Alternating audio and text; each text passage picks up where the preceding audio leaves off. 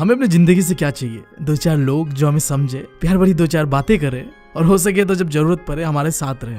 ऐसे ही लोगों को तो हम कहते हैं द स्पेशल वन या फिर अपने लोग। बट क्या हो अगर तुम्हारे अपने ही लोग तुम्हें जज करना शुरू कर दे, तुम्हारे कमियों को सुधारने की जगह उनका मजाक बनाए। ऐसा ही कुछ होता है हमारे भोली के साथ। उसके अपनों ने उसे इग्नोर किया, उसके कमियों का मजाक उड़ाया। हम देखेंगे आज का चैप्टर क्लास 10 इंग्लिश का भोली। बट उससे पहले मैं हूं तुम लोगों का दोस्त और होस्ट बीवी, निकल चुका हूं स्टोरी टेलर बनने की जर्नी पे। एक्सपर्ट नहीं हूं बट वो चीज़ें करने का कोशिश कर रहा हूँ जिससे मुझे अच्छा फील हो और तुम लोगों को ये स्टोरी मरते दम तक याद रहे। तो करते हैं शुरू। स्टोरी के कैरेक्टर्स के बारे में बात करते हैं। सबसे पहला और मेन कैरेक्टर सुलेखा, जिसे लोग भोली कहते थे। इंग्लिश में कहते हैं इसे सिंपलटन, जिसका मतलब होता है ऐसा इंसान जिसे आसानी से बुद्धू बना दिया जाए। फिर दूसरा कैरेक्टर रामलाल, भोली का पप्पा है और गांव का नंबरदार है। कह सकते हो गांव का सरपंच, जिसका काम था अंग्रेजों के लिए टैक्स कलेक्ट करना आम लोगों से। रामलाल के थे 7 बच्चे, 3 लड़के थे जिन्हें शहर में पढ़ने के लिए भेजा गया था और 4 लड़कियां थी। लगता है किसी ने रामलाल को ये चीज़ बताया नहीं कभी। देखिए, हमारी डीएम मैडम को देश की बढ़ती आबादी की बहुत चिंता है, इसलिए उनका मानना है कि 2 बच्चे मीठी खीर, उससे ज़्यादा बवासीर।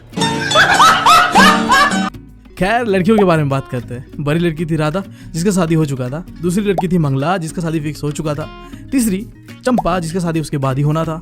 और सबसे छोटी थी हमारी भोली, जिसका असली नाम तो सुलेखा था, बट सब उसे मैंने बताया कहते थे भोली। अब तुम्हें शायद ये लग सकता है कि सुलेखा को सब लोग भोली क्यों कहते थे, क्या कोई प्रॉब्लम था उसके साथ? हाँ देखो, 3 प्रॉब्लम था। जब वो 10 महीने की थी तो बच्चों का जो खेलने वाला बिस्तर होता है ना, पालना या जो भी तुम कह लो, वहां से वो गिर गई थी, जिसकी वजह से उसके सर पे चोट मिला था और माना जाता है कि इसकी वजह से उसका जो ब्रेन का एक पार्ट है वो डैमेज हो गया था, मे बी।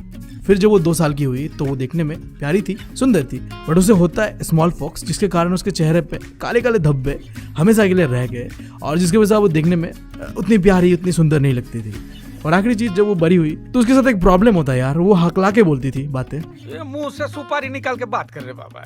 इसके मुंह में पैदाइशी सुपारी है, ये तोतला है। और इन सारी चीजों से हमारा रामलाल हमेशा ही भोली को लेके परेशान रहता था कि ना भोली देखने में ठीक ठाक है और उसकी दिमागी हालत भी ठीक है नहीं। ये तो था कैरेक्टर्स के बारे में। कहानी में बढ़ते हैं। हमारी कहानी का शुरुआत तब होता है जब भोली 7 साल की थी। उसकी बहन मंगला का शादी हो चुका था और उसी समय गांव के अंदर में एक प्राइमरी स्कूल खुला था, जिसका ओपनिंग सेरेमनी पे आया था तहसीलदार साहब। अब तहसीलदार यानी कि रेवेन्यू ऑफिसर कह सकते हो। देखो, नंबलदार जो होता है वो गाँव का सरपंच होता है, हेड होता है, जो कि टैक्स कलेक्ट करता था आम लोगों से और कलेक्ट करके देता था तहसीलदार को। और ये तहसीलदार था रेवेन्यू ऑफिसर, जो रेवेन्यू को कलेक्ट करके अंग्रेजों तक पहुंचाता था। तो यही था ये सीन। अब इस ओपनिंग सेरेमनी में तहसीलदार साहब ने रामलाल से कहा कि देखो रामलाल, तुम हो गांव के सरपंच और हमारे गवर्नमेंट के रिप्रेजेंटेटिव। तुम्हें अपने लड़कियों को स्कूल भेजना चाहिए ताकि गांव के अंदर में एग्जाम्पल सेट हो कि गांव का जब सरपंच स्कूल भेज सकता है लड़कियों को, तो हम क्यों नहीं भेज सकते। अब देखो, वहाँ प्रॉब्लम ये था कि गाँव के लोगों का मानना था कि लड़कियों को स्कूल अगर भेजा ना तो उनका शादी नहीं हो सकता। तो अब हमारे रामलाल गिर गए धर्म संकट पे। ना वो तहसीलदार साहब को मना कर सकते थे और ना वो अपनी लड़कियों को स्कूल भेज सकते थे। अब इस प्रॉब्लम को उसने अपने पत्नी को बताया और उसके पत्नी ने कुछ ऐसा कहा, हाँ तो आप भोली को काहे स्कूल नहीं भेज देते? वैसे भी उस बदसूरत और कमकल लड़की से कौन ही शादी करेगा? पागल औरत, तुझे अक्ल है? तू क्या बोल रही है? अक्ल है? अबे ये औरत कैसी है यार, अपनी बेटी के बारे में ऐसा सोचती है। इसे देखने के बाद ना अब तो मुझे लगता है कि मेरी हिटलर मॉमी ठीक है, जो भी है जैसी है, इससे तो अच्छी है। रे बाबा, रे बाबा, रे बाबा, अरे देवा देवा देवा, मैं तो तेरे को हरामी समझता था, तो राम निकला रे, देव मानुस निकला रे। अब अगले दिन रामलाल तैयार हुई भोली के साथ स्कूल जाने को। बट हमारी भोली थी भोली, उसे थोड़ी पता था कि स्कूल क्या होता है। उसे लगा कि कुछ दिन पहले जो उसकी गाय लक्ष्मी थी, जिसे शहर में लेके जाके बेच दिया गया, उसके साथ भी कुछ ऐसा ही होगा, तो वो जाना नहीं चाहती थी। अब इससे हमारे रामलाल जी को थोड़ा गुस्सा आया और उन्होंने कहा, अरे पागल लड़की, क्या हुआ है तुझे? मैं तो तुझे स्कूल ही लेके जा रहा हूँ। अजी सुनते हो, इसे कोई ढंग के कपड़े उपड़े पहनाओ, वरना स्कूल के मैडम लोग हमारे बारे में क्या ही सोचेंगे। देखो, आज का दिन हमारे भोली के लिए थोड़ा खास था। उसने कभी जिंदगी में नए कपड़े तो नहीं पहने थे, हमेशा ही उसके बहनों के जो पुराने कपड़े होते थे, गंदे धुले मैले, उन्हें पहना करती थी। बट आज, क्योंकि आज वो स्कूल जा रही थी, तो उसके बहन चंपा के कपड़े जो चंपा को फिट नहीं होते थे वो उसे मिले। उसे ढंग से नहा धोआ के तैयार करा गया और स्कूल लेके जाके हेडमास्टर्स के पास छोड़ दिया गया। अब इमेजिन करो वो दिन जब तुमने पहली बार स्कूल के अंदर में एंटर किया था, अपनों से दूर, अपने मम्मी से दूर, अपने पापा से दूर, अनजान लोगों के साथ अनजान दोस्त बनाना काफी डिफिकल्ट होता है, राइट? मेरा हाल तो बहुत ही गंदा था। आज भी मेरी मॉम कह के मुझे चिढ़ाती है। क्लास के अंदर में एंटर करने के बाद जैसे ही मॉम चली जाती है ना, मैं जो रोना शुरू करता हूँ ना भाई, मिट्टी में गिर गिर के रोता हूँ। कोई मुझे संभाल नहीं पाता है। ना चाहते हुए आखिर में मैम को, मेरी मॉम को बुलाना होता है और फिर हम घर चले जाते हैं। ऐसा करके 5 दिन लिटरली, और ऐसा कर करके 5 दिन लिटरली यही होता है। क्लास के अंदर मैं एंटर करता हूँ, पागल की तरह रोने लगता हूँ और आके मॉम फिर मुझे लेके चली जाती है। खैर मैं तो बहुत बड़ा डरपोक था, बट भोली देखो डरी तो हुई थी, आंखों में डर था उसके, बट वो चारों तरफ देख रही थी। कई सारे क्लासरूम्स थे जिनके अंदर में कई सारे लड़कियां, कोई लिख रहा था, कोई पढ़ रहा था। हेडमिस्ट्रेस ने भोली को क्लास के एक कोने में बैठा दिया। हमारे भोली को स्कूल क्या होता है वो चीज़ तो पता नहीं था, बट हाँ वो खुश थी क्योंकि उसके सामने कई सारी लड़कियां, कोई पढ़ रहा था, कोई लिख रहा था। उसे लगा कि इनमें से कोई एक तो उसका दोस्त बनी जाएगी, जैसे हम सबको भी लगता है, राइट? पहला दोस्त, आई डोंट नो तुम लोगों को पहला वो दोस्त याद होता होगा कि नहीं होगा, या तुम्हारे साथ हो आज भी वो, बताना कमेंट्स में। क्लास के अंदर में एक लेडी टीचर एंटर करती है और बच्चों को कुछ पढ़ाने लगती है। बट हमारा भोली का तो पहला दिन था ना, तो उसे कुछ समझ नहीं आ रहा था कि ये क्या पढ़ा रहा है। वो चारों ओर क्लास के देख रही थी और उसने क्लासरूम के दीवारों पे कुछ पिक्चर्स देखा। एक ब्राउन हॉर्स दिखा उसे, जो उसके जो तहसीलदार साहब थे उसके हॉर्स जैसा ही था। एक काली बकरी का पिक्चर जो कि बिल्कुल उसके पड़ोसी की बकरी की तरह ही दिख रही थी। एक हरा तोता जो कि उसके आम के बगीचे में जो तोते आते थे उसी की तरह था। और एक गाय का पिक्चर जो कि बिल्कुल उसके लक्ष्मी की तरह दिख रहा था। वो इन चीजों को ऑब्जर्व कर ही रहा था। अचानक से एक मैम उसके पास आती है और कहती है, बेटा तुम्हारा नाम क्या है? भो भो भो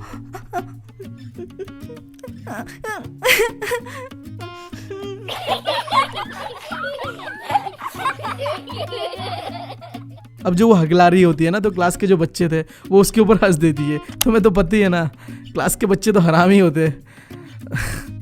बात बात में यार दोस्तों का बेइज्जती तो करना है ना भाई, तो उसके साथ भी बेइज्जती हो चुका था, बट इसके वजह से वो रो देती है। एंड देन थोड़ी देर में स्कूल का घंटी बजता है और जितने भी लड़कियां थे वो दौड़ दौड़ के अपने घर की ओर निकल पड़ते हैं। बट हमारा भोली बहुत अपसेट, बहुत दुखी एक कोने पे बैठा हुआ था। अब वो लेडी टीचर वापस आई और उससे पूछा, बेटा उठो, अब बताओ तुम्हारा नाम क्या है?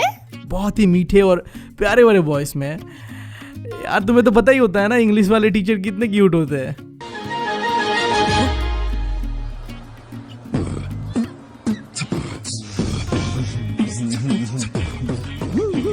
ऐसे तरीके से भोली के साथ कभी किसी ने बात नहीं किया था जिस तरीके से उस टीचर ने बात किया था, जिसकी वजह से हमारी भोली अंदर से अच्छा फील कर रही थी, कंफर्टेबल फील कर रही थी। क्योंकि तुम्हें तो पता ही है ना यार, अगर तुमसे कोई प्यार भरी बातें कर ले तुम कितना अच्छा फील करते हो, कितना कंफर्टेबल फील करते हो उसके साथ, राइट? भो भो भो भो भो हाँ हाँ बेटा कोशिश करो बोलने की, चलो चलो। भो भो भो भोली, बहुत अच्छा बेटा। अपने डर को दिल से निकाल दो और बोलने की कोशिश करो, फिर तुम भी सबकी तरह बोलने लगोगी। सही में?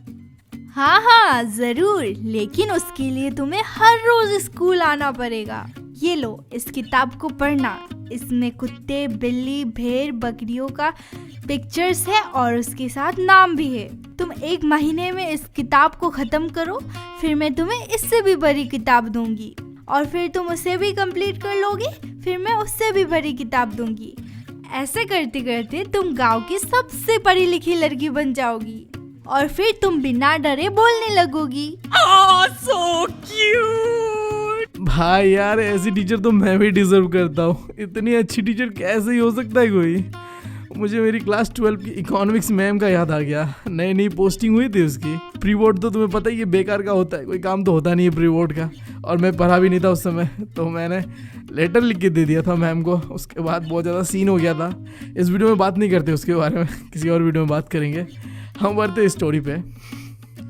पता नहीं मैं ऐसी चीज़ें क्यों ही करता हूँ, बट उस समय मोटिवेशन आ जाता है यार, समझो। खैर स्टोरी पे बढ़ते हैं। अब उस दिन के बाद समय बीतता है। जो एक समय गांव हुआ करता था अब वो छोटा एक शहर बन चुका है।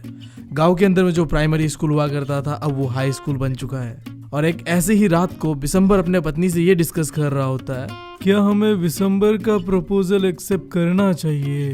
हाँ तो इसमें सोचने की क्या बात है, हाँ कर दीजिए। इससे अच्छा रिश्ता कहाँ ही मिलेगा हमारी भोली को। पति का इतना बड़ा दुकान है, अपना घर है, सुना है हजारों रुपया बैंक में है, और साथ ही साथ दहेज तक नहीं ले रहे। पर वो तो मेरे ही उम्र का है, ऊपर से वो लंगड़ा भी है। उसकी जो पहली पत्नी थी उसके बच्चे भी बड़े बड़े हो चुके हैं। हाँ तो इसमें क्या है, 45 हो या 50, लड़कों का कोई शादी करने का एज नहीं होता। वैसे भी हम बहुत खुशकिस्मत है कि वो दूसरे गांव का है, उसे तो पता भी नहीं है हमारी भोली के मुंह में दाग धब्बे है, और वो दिमाग से भी कम अकल है।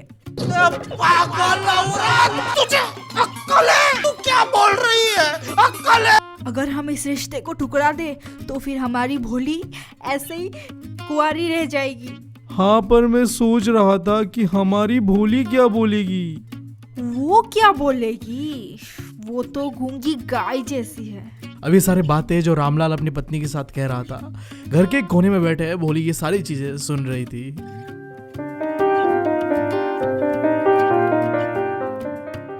भाई साहब, दुख दुख दुख, जिधर देखो ना भाई साहब एक ही चीज दिखता है, दुख। काश कोई हमारे जिंदगी में डोरेमोन बन के आता और जिंदगी संवार देता, एक नई बहार देता। सही बात है। खैर मैं ये बता रहा था कि वो जो दिन था जिस दिन भोली पहली बार स्कूल गई थी, उसके बाद सीन डायरेक्ट शिफ्ट होता है कई सालों बाद, जब भोली बड़ी हो चुकी थी, उसका उम्र हो चुका था शादी करने का, और कोई बिशंबर नाम का बुड्ढा था जो कि भोली से शादी करना चाहता था। और भोली का माँ और बाप ये डिस्कस कर रहा था कि भोली को शादी दे या ना दे। डिस्कस क्या यार, माँ को तो देख के नहीं लगा वो डिस्कस कर रहा था, बट जो भी हो उसकी शादी का बात चल रहा था, ठीक है। अब देखो आगे होता है क्या। अब एक मिनट रुको और मेरी बात सुनो। ये क्या है तुम मुझे बता सकते हो? बस 29% लोगों ने सब्सक्राइब किया चैनल को, बाकी लोग कर क्या रहे हैं? तुम लोग शादी में आए हो। हाँ, मेरी तरफ से मैं इतना एफर्ट डाल रहा हूँ और तुम लोगों की तरफ से तुम एफर्ट ही नहीं डाल रहे हो यार। तुम्हें पता नहीं है कि इस चैनल के बारे में सिंगल बाबा का श्राप लगा हुआ है इस चैनल में। जो भी आज तक बिना सब्सक्राइब करके गया है ना, वो सिंगल ही मरा है। मुझे देख लो यार। देखा आपने लापरवाही का नतीजा है। मैं मजबूर था बट तुम नहीं हो, तो सब्सक्राइब जरूर करना चैनल को। अब कुछ दिन बीतते हैं और वो दिन आता है जब अब भोली का शादी होने वाला था बिशंबरनाथ से, वही बुड्ढा। क्या कहूँ यार। अब बिशंबरनाथ धूमधाम से अपना बारात लेके आता है, उसकी फैमिली, उसका फ्रेंड्स सब आते हैं उस बारात में। और जैसा एक टिपिकल इंडियन शादी होता है जहाँ बाराती आता है डांस वांस फुल इंडियन म्यूजिक के साथ। मुझे एक चीज़ बताओ, 50 साल का ये बुड्ढा इस उम्र में जहाँ उसे केदारनाथ जाके अपने पापों के प्रायश्चित करना चाहिए, इस उम्र में उस बुड्ढे को जवानी चढ़ा हुआ है, शादी करने आया हुआ है। भाई धूमधाम क्या चल रही है यार। और ये सारी चीजें देख के रामलाल काफी खुश था, बट उसकी जो बहनें थी ना, वो इतना धूमधाम से शादी हो रहा था भोली का, ये चीज देख के थोड़ा जलस फील कर रहा था। अब दूल्हा मंडप पे तैयार था, पंडित जी ने कहा बुलाइए लड़की को, और हमारी भोली लाल कपड़े, लाल साड़ी, लाल दुपट्टे में मंडप पे आ चुकी थी। अब बिशंबर के पास ही बिशंबर का एक दोस्त खड़ा हुआ था, जिसने बिशंबर से कहा, भाई बंडी आ चुकी है, शादी नहीं करना क्या तेरे को? वरमाला पहना, नहीं करना है तो भाई मैं कर लेता हूँ। अब किसी ने भोली का घूंघट थोड़ा उठा दिया ताकि वरमाला पहनाने में आसानी हो, बट जैसे ही उठाया तो बिशंबर का चेहरा देखने लायक था। चेहरे में जो काले धब्बे थे वो बिशंबरनाथ ने देख लिए थे। अब वो उससे शादी नहीं करना चाहता था। उसके दोस्त ने कहा, भाई रहने दे, कर ले, तू भी कौन सा जबान है, कर ले कर ले। बट बिशंबरनाथ भोली के चेहरे पे ये काले धब्बे देखने के बाद उसे शादी नहीं करना चाहता था। अब बिशंबरनाथ एक ही शर्त पे शादी करता, अगर उसे 5000 रुपया दहेज पे मिलता तब। अब जैसे ही बिशंबरनाथ ने ये चीज़ कहा, रामलाल ने अपने पगड़ी उतार के उसके पैरों पे रख दिया। देखो, एक बेटी का बाप का सबसे बड़ा इज्जत उसके पगड़ी में होता है। अब जब वो उठा के उसके सामने रख देता है और हाथ फेरा के ये कहने लगता है कि मेरे पास 2000 रुपया, ये ले लो और शादी कर लो। बट बिशंबरनाथ तैयार नहीं था इस चीज से। उसने सीधा कह दिया, या तो 5000 रुपया दो या हम वापस चले जाएंगे। बाप के पास कोई ऑप्शन थोड़ी होता है। अब कैसे तैसे वो मैनेज करता है और 5000 रुपया उसके पैरों पे फेंक देता है।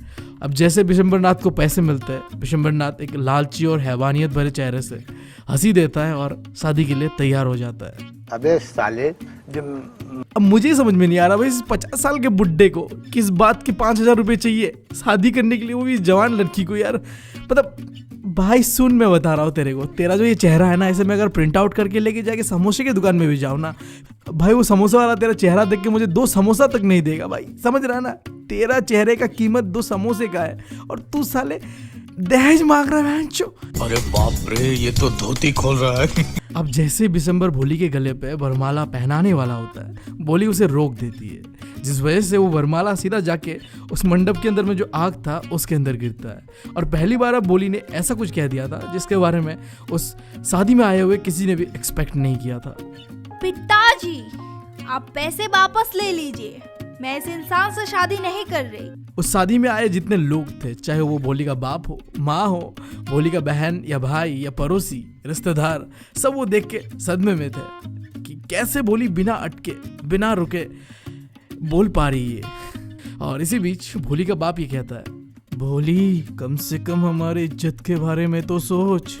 आपकी इज्जत की खातिर ही तो मैं इस बूढ़े और लंगड़े इंसान से शादी करने जा रही थी, लेकिन ऐसे लालची और मतलबी इंसान को मैं अपना पति नहीं मान सकती। उस शादी में आए कुछ लोग फुसफुसा रहे थे भोली के बारे में कि कैसी बेशरम लड़की है। हाँ, कैसी बेशरम लड़की है। हम सब ने तो सुना था ये गूंगी गाय है, अभी देखो। हाँ आंटी, आप सबको ये लगता है ना कि मैं गूंगी गाय हूँ, इसलिए आप मेरा हाथ इस जानवर के हाथ में दे रहे थे, लेकिन अब मैं वो गूंगी गाय हूँ जिसने बोलना सीख लिया है। और कुछ सुनना चाहते हैं आप सब? अब देखो, भोली का ऐसा दुर्गा माँ का रुद्र अवतार देखते हुए हमारे विशंबर नाथ का तो फट गया था भाई। अब उसे पता चल चुका था कि अगर मैं और रुका ना तो अपने ही शादी में पेला जाऊंगा, तो उससे अच्छा मैं चला ही जाता हूँ। तो विशंबर नाथ ने अपना समझदारी का इस्तेमाल करते हुए पतली गली की ओर निकल दिया और रामलाल भोली से अब कहता है, पर बेटी अब तुम्हारा क्या होगा? अब ना कोई तुमसे शादी करेगा, अब क्या होगा तुम्हारा? पिताजी, आप चिंता मत करिए, आप और माँ जब बूढ़े हो जाओगे तो मैं आप लोगों का देखभाल करूंगी और मैं वही स्कूल में पढ़ाऊंगी जहाँ पे मैंने पढ़ना सीखा था, है ना मैम? अब ये सारा ड्रामा जो भी शादी का चल रहा था, ये कोने में बैठे हुए भोली का जो मैडम जो पहली बार उससे मिली थी, जिसने उसे बोलने के लिए इनकरेज किया था, वो एक कोने में खड़े होके ये सारी चीजें सुन रही थी। यस भोली, ऑफ कोर्स। और भोली की टीचर की आंखों में दिख रहा था वो खुशी, वो सेटिस्फेक्शन जो एक मास्टरपीस बनाने के बाद एक क्रिएटर फील करता है। लाइक देखो, कभी तुमने केक ट्राई किया है खुद से बनाने का, और बनने के बाद चाहे कैसा भी बनाओ तुम्हें खुशी फील होता है ना, कुछ ऐसा ही फील हो रहा था उसके टीचर को, क्योंकि अब भोली समझदार हो चुकी थी, बहादुर हो चुकी थी और उसने अब बोलना सीखा था, बिना डरे, बिना घबराए और बिना हकलाए। तो देखो, इस चैप्टर का मॉरल ऑफ द स्टोरी पूरी तरीके से वुमेन एजुकेशन की ओर था कि किस तरीके से एक लड़की जो बोल नहीं पाती थी, जिसे उसके फैमिली समाज इग्नोर करता था, बट एजुकेशन मिलने के कारण उसने अपने आप को और समाज का जो सोच है उसे बदला। ये जो मैंने तुम्हें अभी स्टोरी फॉर्म में बताया, डिस्क्रिप्शन में चले जाओ, उसमें पॉइंट वाइज तुम्हें नोट्स मिल जाएगा। इतना छोटा, इतना क्रिप्श है कि तुम सोच भी नहीं सकते। साथ ही साथ कई सारे short and long questions and तुम्हारे प्रैक्टिस के लिए एक वर्कशीट भी दिया हुआ है, तो जरूर चेकआउट करना उससे। और हाँ, क्या तुम्हें पता है कि हमारा एक नया चैनल आ चुका है जहां हम पूरी तरीके से एनिमेटेड कंटेंट डाला करेंगे, जहां तुम देखोगे ज़्यादातर मैं और मेरे सिस्टर का जो स्टोरी टाइम वीडियोस हम डाला करेंगे, और साथ ही साथ हम तुम लोगों का भी जो अच्छा एक्सपीरियंसेस है लाइफ के अंदर में या बुरा एक्सपीरियंसेस, उसे भी स्टोरी टाइम के तौर पे दिखाया करेंगे। बस तुम्हें जो ईमेल होगा उस चैनल पे, वहाँ जाके अपना जो भी स्टोरी है, अच्छा या बुरा, टाइप करके भेज देना है। क्या पता वो लकी विनर तुम हो। अगर हमें स्टोरी पसंद आ गया तो तुम्हारे स्टोरी भी हमें स्टोरी टाइम पे डाल सकते हैं। तुम्हें बस क्या करना है यार, लिंक डिस्क्रिप्शन में, चेकआउट कर देना चैनल को और सब्सक्राइब कर देना चैनल को। बाकी यार, जाने से पहले तुम लोगों से बस इतना ही कहना है, बहुत तकलीफ होती है जब आप योग्य हो और लोग आपकी योग्यता ना पहचाने। कर दो यार, तुम्हारे पैसे थोड़ी ना कट रहे, कर दो। अब अगर तुम लोग नए हो तो सब्सक्राइब करो, वो जो लाल वाला बटन है उसके साथ सूर्य नमस्कार करो या फिर अनुलोम विलोम, मुझे नहीं पता, बस क्लिक हो जाना चाहिए। अब मैं भी जा रहा हूं, मुझे बच्चों को गाली सिखानी है। बाय।